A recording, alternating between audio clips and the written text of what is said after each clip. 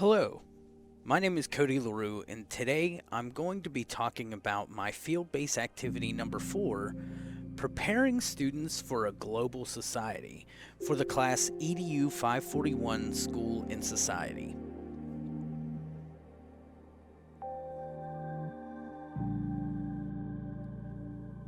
For this field-based activity, I chose Proposition 4, Strategy 1, which is develop strategies for infusing global perspectives into the classroom with particular emphasis on real-world applications in your subject that prepares students for the global society.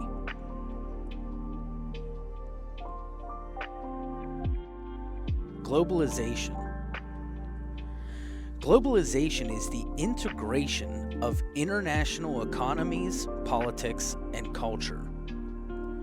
Through advancements in technology and transportation, for the first time in history, we may be facing the emergence of global societies.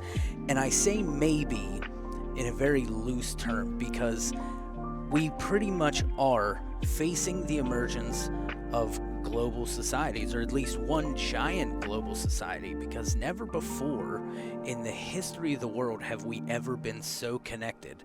And that's through technology, social media, cell phones, transportation. We're able to get to other parts of the entire globe in a matter of hours, when before, of course, that would have been unheard of. And I know in this day and age, we might take that for granted, but I think that's such an incredible thing.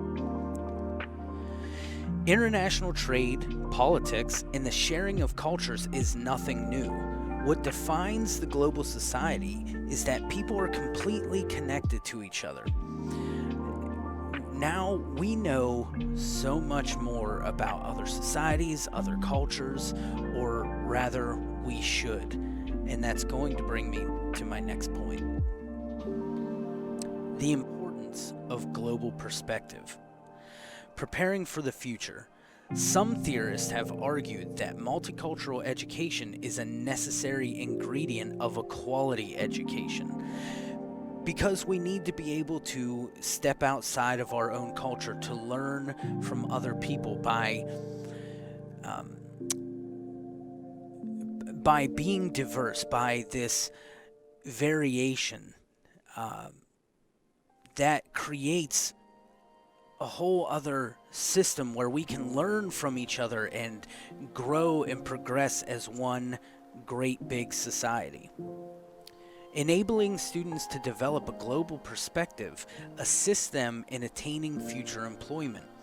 Now, this is important because students need to be able to operate on a global level. More and more, this idea that companies are only located in one country kind of doesn't exist anymore. Businesses, companies, jobs are now on a global scale, that they're operating in multiple countries and in multiple cultures simultaneously. And this makes it increasingly important that our students are able to compete on a global level. American students lack even basic geographical knowledge, not to mention exposure to world regions, languages, and cultures. Pretty much everywhere across the globe, speaking a second language is now almost mandatory, except for in America. Foreign language is a huge deal for a great deal of the population across the world, except for Americans. Americans tend to only speak English. When we go other places, we want other people in other cultures to cater to us. We want them to speak our language, and we get offended if they don't, and this is a problem. We have to be able to look outside of ourselves, and lacking these basic geographical skills, or global skills rather, puts us at a severe deficit compared to other workers across the globe and other students. They have a significant advantage where we are going to have to work significantly harder to accommodate other cultures, accommodate other languages and regions and adapt to those things.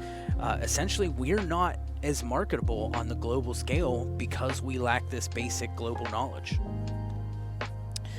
Globally competent people are open-minded, they are culturally aware, they are willing to challenge inequality, they are empathetic, they have knowledge of other countries' political and cultural histories, and strive to learn globally applicable skills, that is, speaking foreign languages, for example.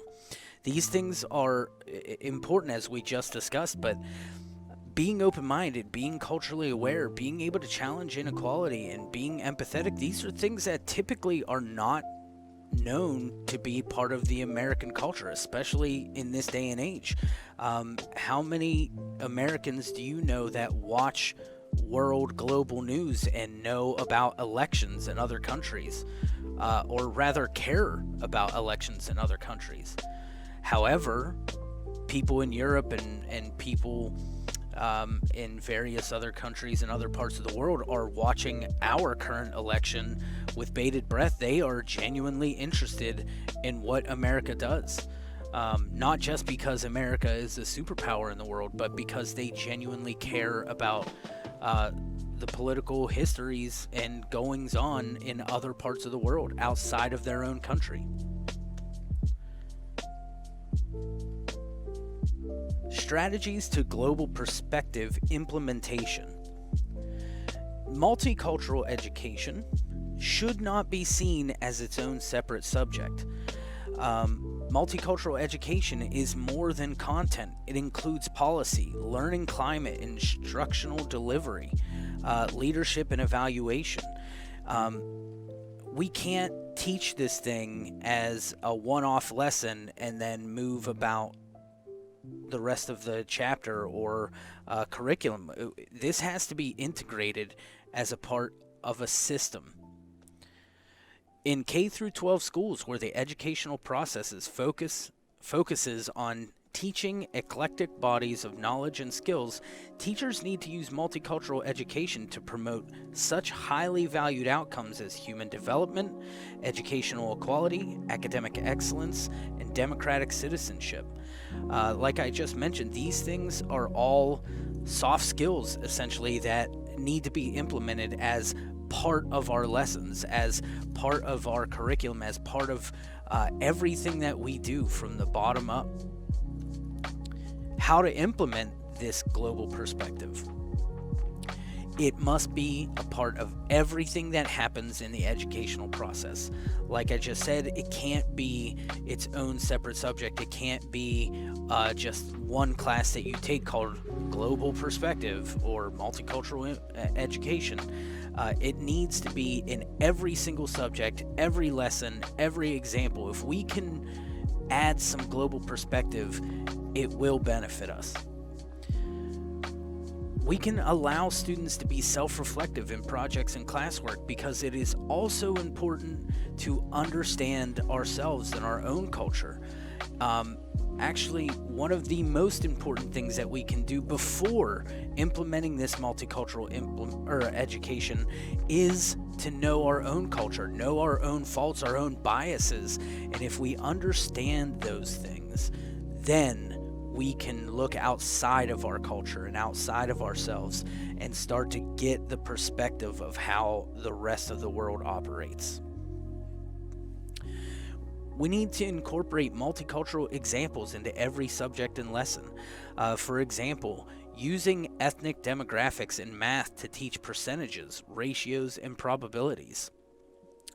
Even things like that, you would think it would be hardest to do in a math class because math is math and math is everywhere and across the globe it's the same, but this is a perfect example of how we can implement that multicultural education into a lesson about ratios and probabilities just by using examples outside of our own culture. And then relate course content to current global topics. This can be done in a multitude of ways through um, multimedia implementation by showing TED Talks or other examples, or even connecting directly to students and teachers across the world. There's a million different applications and pieces of technology that are being designed for the classroom that do exactly that. And then have students work in groups that encourage cross-cultural learning, even on the simplest level with the students that you have in your classroom. Not everybody is the same. Everybody has a different background, and everybody can give another student some perspective. We as educators need to be aware and know our students, and be able to put these students together, and don't let them just choose their own partner every single time. And they may complain at first, but in the long run, we want them to be exposed to other people, other types of people in particular, and people of different cultures and backgrounds and socioeconomic status. And those things will help these students gain some perspective and help build each other up.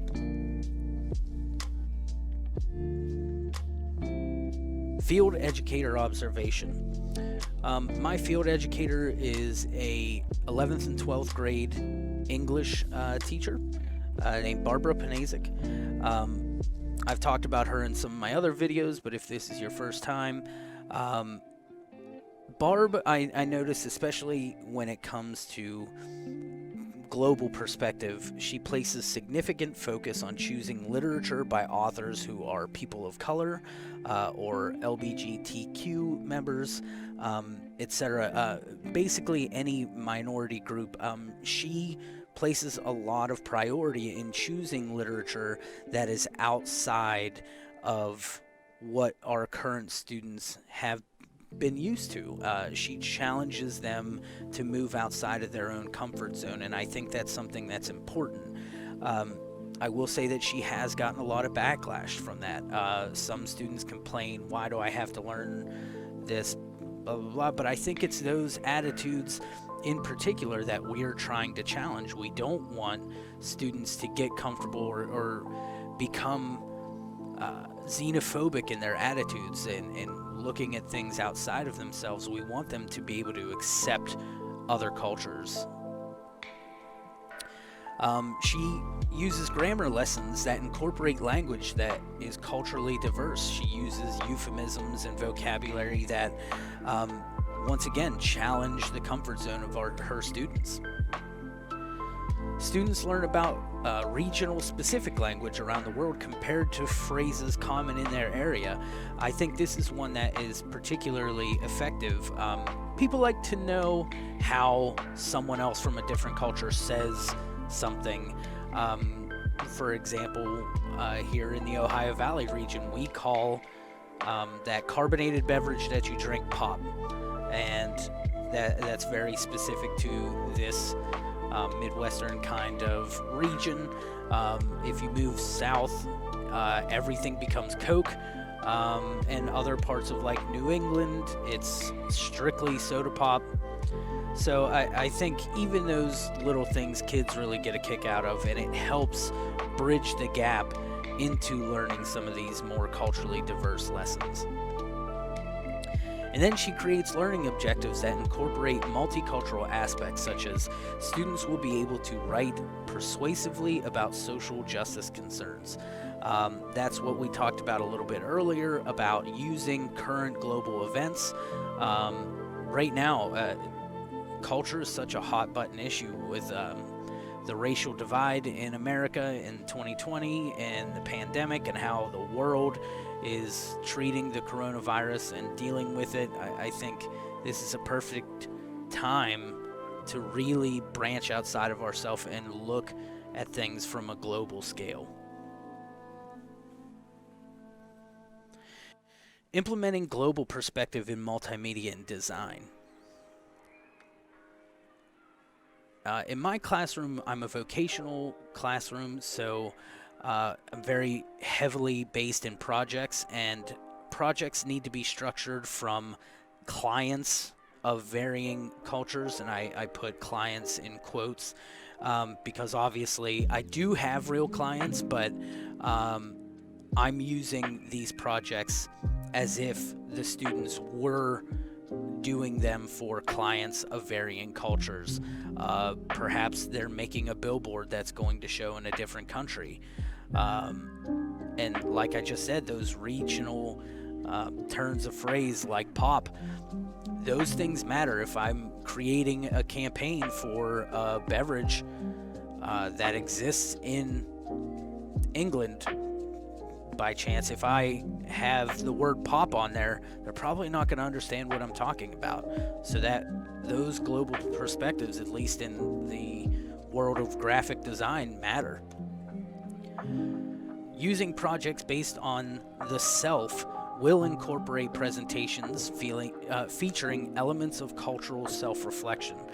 I want students to choose projects and topics that matter to them. This can incorporate those social justice elements, elements of their own ethical leanings, that they can express their own feelings in an artistic way. But in doing so, I also want them to present that to the class and explain why they chose to do certain things. That makes that project self-reflective and adds that self-reflection to that project so that they get a better sense of who they are. And then ethics lessons that force students to view situations from multiple perspectives. I think this is one of the most important skills when we're talking about adding global perspective, is being able to put yourself in another person's shoes. You have to be able to view things from multiple perspectives, especially in the field of multimedia and design, where we're so heavily based in graphic design and broadcasting and journalism.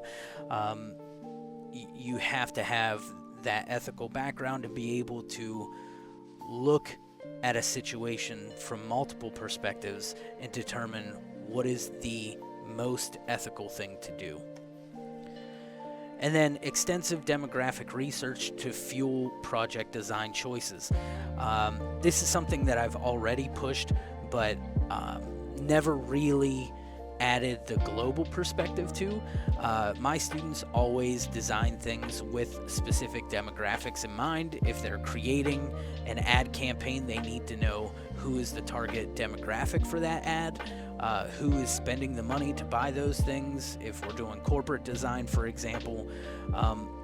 But also, I think doing that demographic research also would open up the availability for me to tie in some of those global perspectives and have my students examine different cultures and different demographics outside of the normal corporate U.S. structure.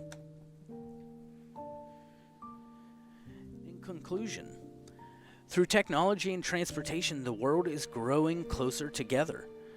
Americans are at a distinct disadvantage in the global job market due to the deficit in global competency. Multicultural education should be incorporated into every level of the educational process. And then these soft skills are as important, if not more important, than the varying content taught in skills. We can teach math, science, history, social studies until the cows come home, but we have to be able to teach our students how to be competent members of a global society.